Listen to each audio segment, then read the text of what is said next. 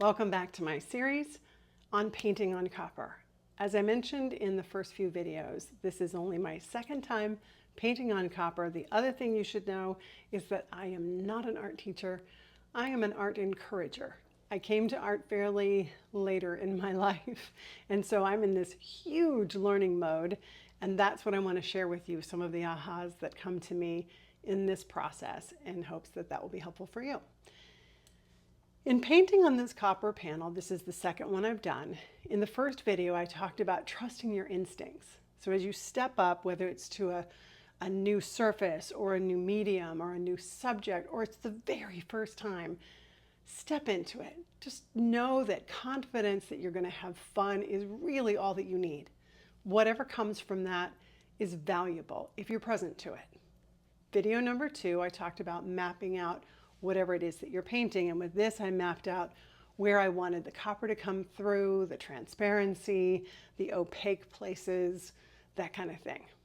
Number 3 was the brushes, and choosing brushes in this case that would be soft enough to leave the kind of textures that I was looking for.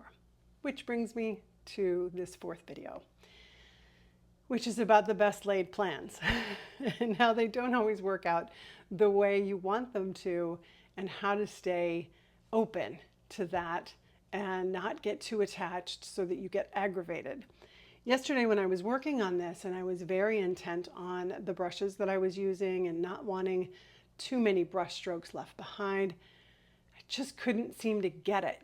There were still like deep lines in some of those areas.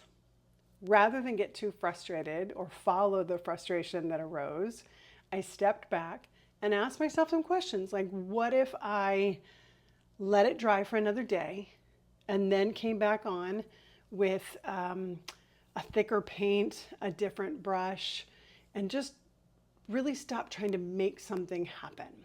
There was a chef on the New York Times, I think, one time, who said that if you're chopping vegetables or fruit, they will tell you how they want to be chopped based on their size and their texture and all of those sorts of things, which I thought was a really novel idea. And the same thing is true with these paintings. If we allow it, I find that it will tell me what it needs.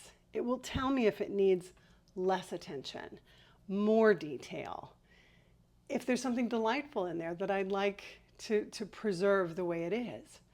I just have to stop wrestling it into submission and be open and let it tell me what it needs. All right? So I hope these videos have been helpful for you. I'm going to complete this painting today. Wherever I get with it, I'm going to call it good.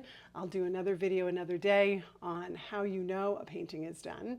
It's a very, very personal choice.